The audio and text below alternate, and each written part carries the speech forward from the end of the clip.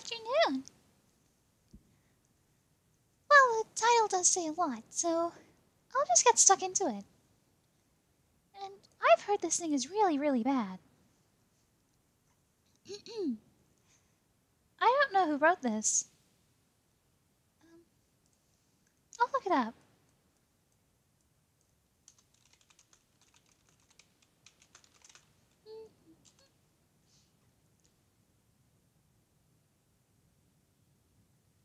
Okay, the author doesn't really have a name. Sister, apparently? Oh well.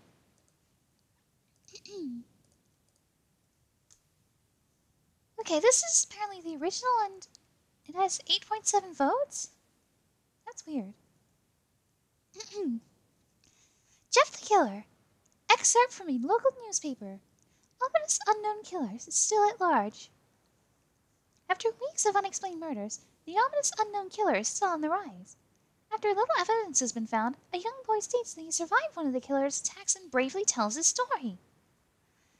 I had a bad dream and I woke up in the middle of the night, says the boy. I saw that for some reason the window was open, even though I remember it being closed before I went to bed. I got up and shut it once more. Afterwards, I simply crawled under my covers and tried to get back to sleep. That's when I had a strange feeling like someone was watching me. I looked up and nearly jumped out of my bed. There, in a little ray of light, illuminating from between my curtains, isn't it the middle of the night?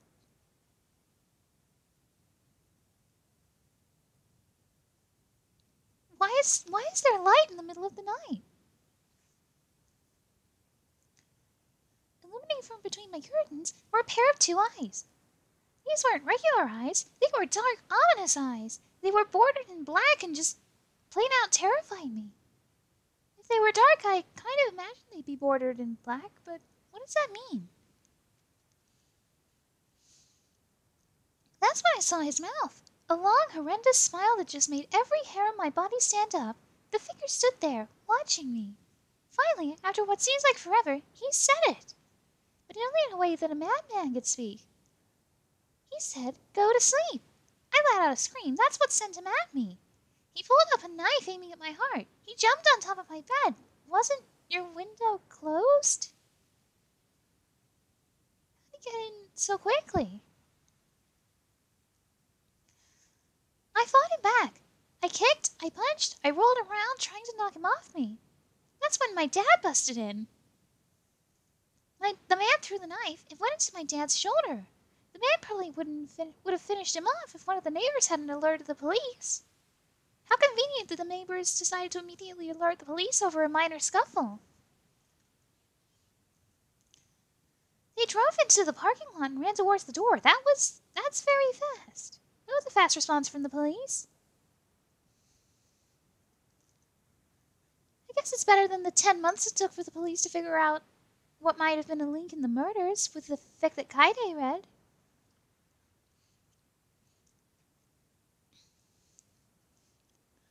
The man turned around and ran down the hallway. I heard a smash like glass breaking. As I came out of my room, I saw the window that was pointing towards the back of my house was broken. I looked out of it to see him vanish into the distance.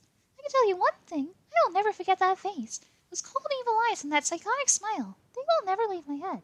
So the window didn't break when he got into the room, but broke when he left?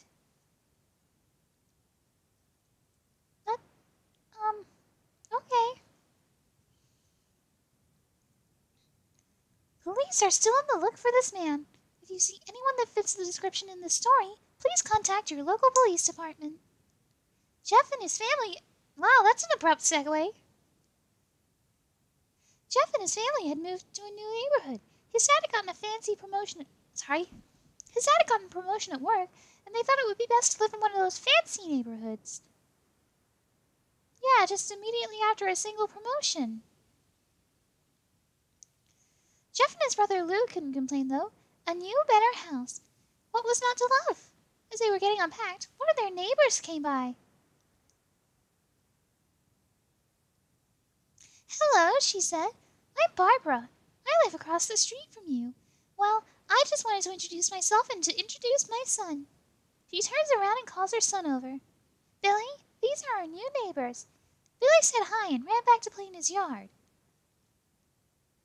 Well, said Jeff's mom, I'm Margaret, and this is my husband Peter, and my two sons, Jeff and Lou. They introduced themselves, and then Barbara invited them over to her son's birthday. Jeff and his brother were about to object when their mother said that they would love to. When Jeff and his family are done packing, Jeff went up to his mom. Mom, why would you invite us to some kid's party? If you haven't noticed, I'm not some dumb kid. Isn't he 14? Am I just remembering something wrong? If you haven't noticed, I'm not some dumb kid. Jeff, said his mother, we just moved here. We should show that we want to spend time with our neighbors. Now we're going to the party and that's final. Yeah, that's terrible. That's like B-movie levels of bad script writing. Jeff started to talk but stopped himself, knowing that he couldn't do anything. Whenever his mom said something, it was final. He walked up to his room and plopped down on his bed. He sat there looking at the ceiling when suddenly he got a weird feeling. Not so much pain, but a weird feeling. He dismissed it as some random feeling.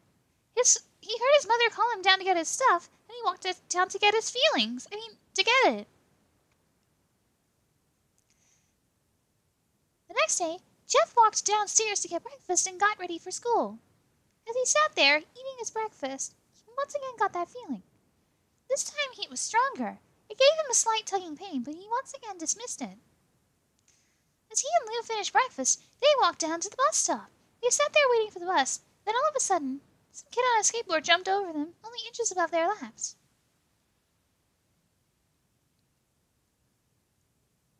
They both jumped back in surprise. Hey, what the hell? The kid landed and turned back to them. He kicked the skateboard up and caught it with his hands. The kid seemed to be about 12, about 1 year younger than Jeff. So Jeff is 13. Why is he saying he's not a kid?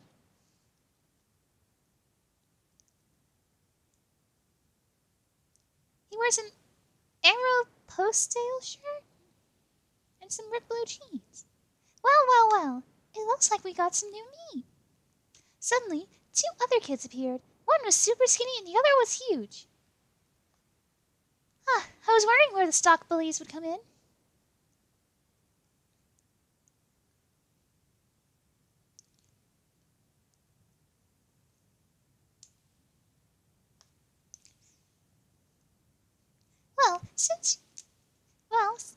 Since you're new here, I'd like to introduce ourselves. Over here is Keith. Jeff and Lou looked over to the skinny kid. He had a dopey face that you would expect a sidekick to have. This is so we can save on character development. And here's Troy. They looked over at the fat kid. Talk about a tub of lard. This kid looked like he hadn't exercised since he was crawling. Oh, how nice. And I, said the first kid, am Randy. Now, of all the kids in my neighborhood, there is a small price for bus fare if you catch my drift. Lou stood up, ready to punch the lights out of the kid's eyes when one of his friends pulled a knife on him. It doesn't matter which one because they're all so one-dimensional and pointless, just like our protagonists.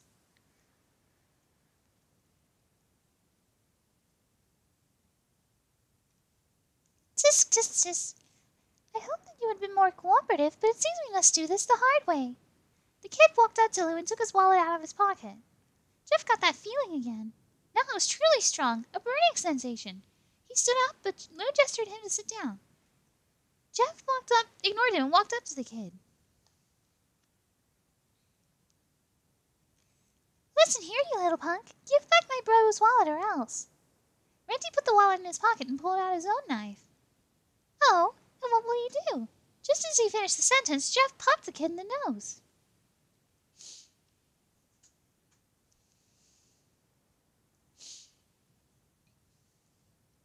Where are we?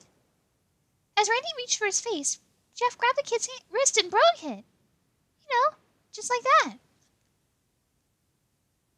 Never mind that Jeff is also extremely skinny in every single artwork I've ever seen of him. Troy and Keith rushed Jeff, but Jeff was too quick. He threw Randy to the ground. Keith flashed out at him, but Jeff ducked and stabbed him in the arm with the knife he doesn't have. Oh, wait. Yes, he does. That's my fault.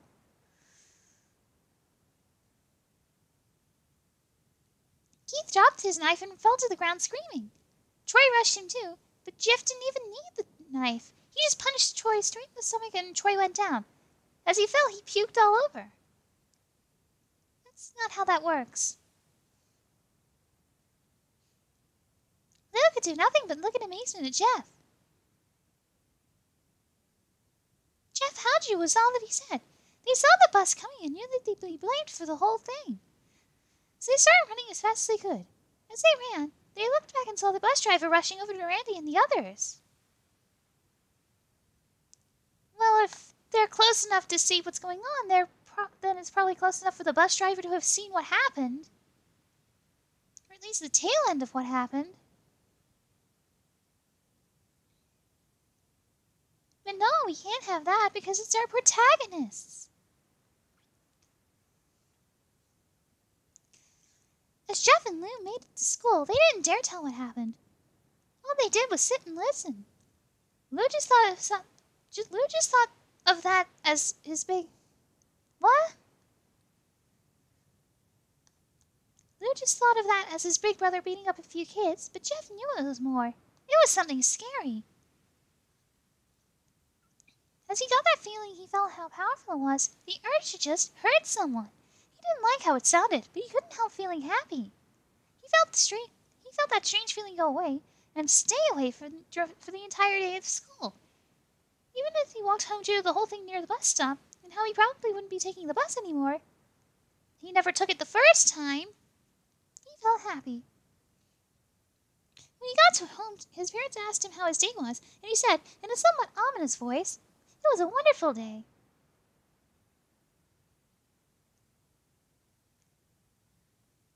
Next morning, he heard a knock at his front door. He walked down to find 2 police officers at the door, his mother looking back at him with an angry look.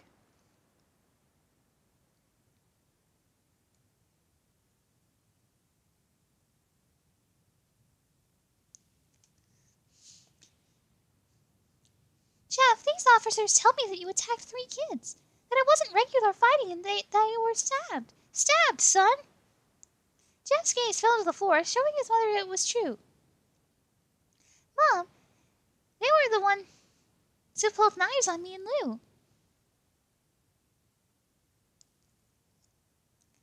Okay, I'll give it credit. It did bring up the fact that we have witnesses, but still, why didn't the bus driver, go after them? Or, someone on the bus?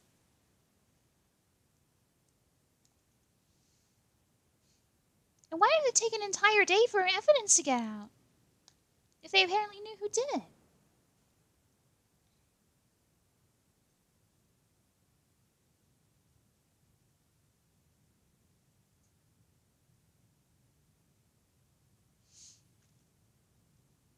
Son, said one of the cops, we found 3 kids, 2 stabbed, 1 with a bruise on his stomach, and we have witnesses proving that you fled the scene. Now, what does that tell us? Jeff knew it was no use. He could say him and Lou had been attacked, but there was no proof of it. But then there was no proof that it was not them who attacked first. Except you know who the knife belongs to? Who the knives belong to? Witnesses that could say that, one-dimensional bullies 1, 2, and 3 had knives? Or did everyone just, forget that they had knives?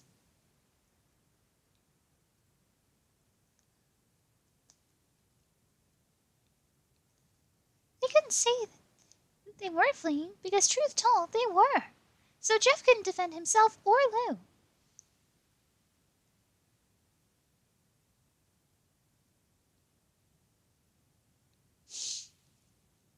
Son, call down your brother. Jeff couldn't do it, since it was him who beat up all the kids. Sir, it was me. I was the one who beat up the kids.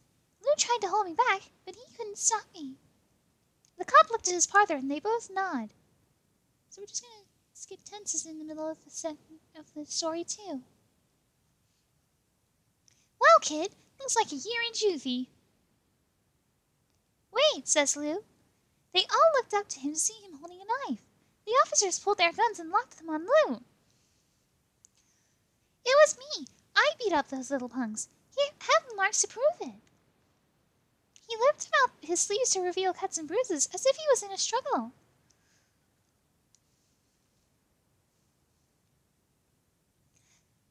Son, just put the knife down, said the officer. Lou held up the knife and dropped it to the ground. He put his hands up and walked over to the cops. No, Lou, it was me. I did it, Jeff said. Jeff had tears running down his face. Huh, poor bro, trying to take the blame for what I did. Well, take me away. You know, because the police aren't going to compare testimonies. They're just going to arrest the first person to show any evidence at all. I wonder if it's the same police department as the one in Sonic.exe, because they're both really inefficient.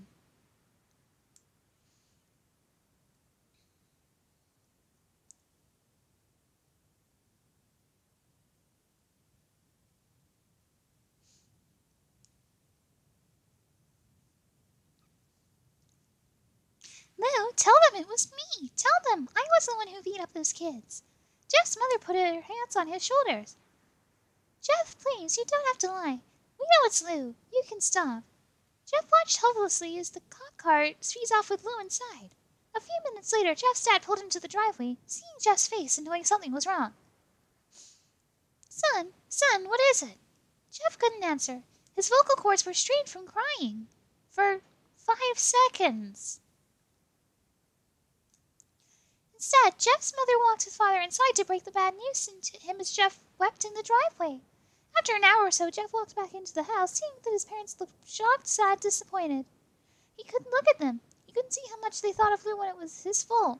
He just went to sleep, trying to get the whole thing off his mind. 2 days went by, but no word from Lou at JDC. Not gonna tell us where that is. No friends to hang out with. Nothing but sadness and guilt. That until Saturday, when Jeff is woke up by his mother with a happy, sunshiny face. Jeff, it's the day, she said as she opened up the curtains and let light flood into his room. What's today? Asked Jeff as he stirs awake. Why, it's Billy's party. He was now fully awake. Mom, you're joking, right? You don't expect me to go to some kid's party after. There was a long pause. Jeff, we both know what happened. I think this party could be the thing that brightens up the past days. Now get dressed. Just forget that your brother decided to take the fall for your crime. Now he's gone and you've got no siblings. We're all one-dimensional characters. You should start acting like it. Jeff's mother walked out of the room and downstairs to get ready herself. He fought himself to get up. He picked out a random shirt and pair of jeans and walked downstairs. He saw his mother and father all dressed up, his mother in a dress and his father in a suit. He thought, why would they ever wear such fancy clothes to a kid's party? Son, is that all you're going to wear? Said Jeff's mom. Better than wearing too much, he said. His mother pushed down the feeling to yell at him and hit him with a smile. Now, Jeff, we may be overdressed, but this is how you go if you want to make an impression, said his father. Jeff grunted and went back up to his room. I don't have any fancy clothes, he yelled downstairs. Just pick out something, he called his mother. Called his mother? He looked around his closet for what he would call fancy. He found a pair of black dress pants he had for special occasions and an undershirt. He couldn't find a shirt to go with it, though. He looked around and finally found only striped and patterned shirts, none of which go with dress pants. Finally, he found a white hoodie and put it on. You're wearing that? They both said. His mother looked at her watch. No time to change. Let's just go, she said as she herded Jeff and his father out the door. They crossed the street over to Barbara and Billy's house. Yeah, no time. They're not going to understand, like, the 10 minutes it's going to take to find another shirt. Obviously, we have to be there now, she said as she herded Jeff and... Oh, I've read this. They crossed crossed the street over to Barbara and Billy's house. They knocked on the door and it appeared that Barbara, just like his parents, way overdressed.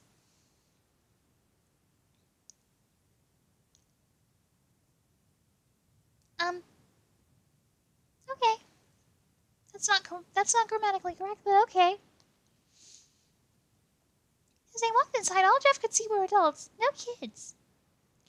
The kids are out in the yard, Jeff. How about you go meet some of them, said Barbara. Jeff walked outside to a yard full of kids. They were running around in weird cowboy costumes and shooting each other with plastic guns. He might as well be standing in a Toys R Us. Suddenly a kid came up to him and handed him a toy gun and hat. Hey, wanna play? Okay. Most kids over the age of 3 don't talk like that.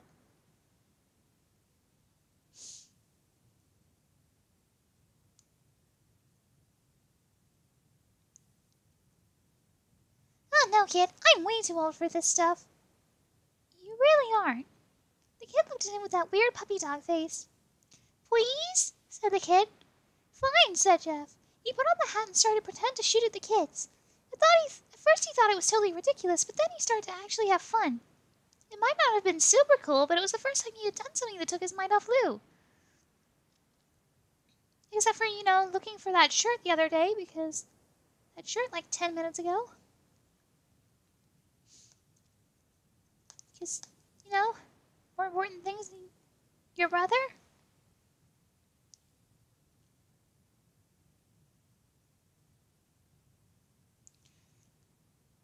So he played with the kids for a while until he heard a noise, a weird rolling noise. Then it hit him. Randy, Troy, and Keith all jumped over the fence on their skateboards. Randy dropped the fake gun and ripped off the hat. Randy looked at Jeff with a burning hatred. Wow, these guys recovered from, being brutally injured very quickly.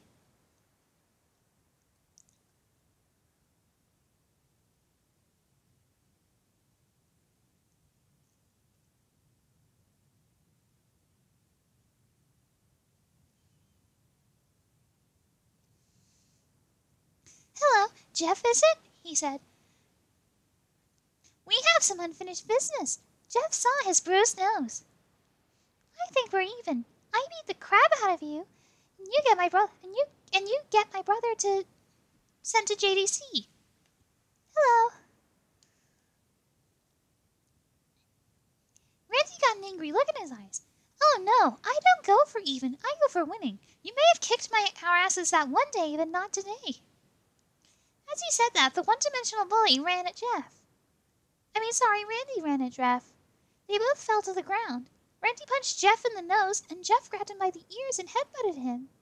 Jeff pushed Randy off of him, and both rose to their feet. Kids were screaming, and parents were running out of the house. In what direction? Like, are they fleeing from the fight, going towards it to try and stop it? Troy and Keith both pulled guns out of their pockets. No one interrupts or guts will fly, they said. Randy pulled a knife on Jeff and stabbed it into his shoulder. With all the ease and that a butter knife goes into margarine, apparently.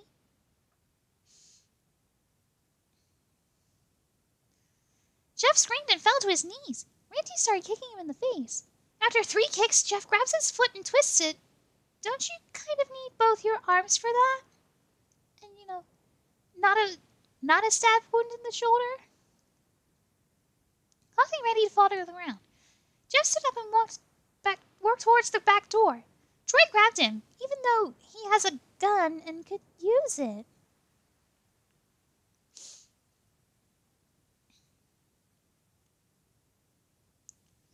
Need some help? He picks Jeff up by the back of the collar and throws him through the patio door. As Jeff tries to stand, he is kicked down to the ground. Randy repeatedly starts kicking Jeff until he starts to cough up blood. Come on, Jeff, fight me! He picks Jeff up and throws him into the kitchen. Randy sees the bottle of vodka on the counter and smashes the glass over Jeff's head.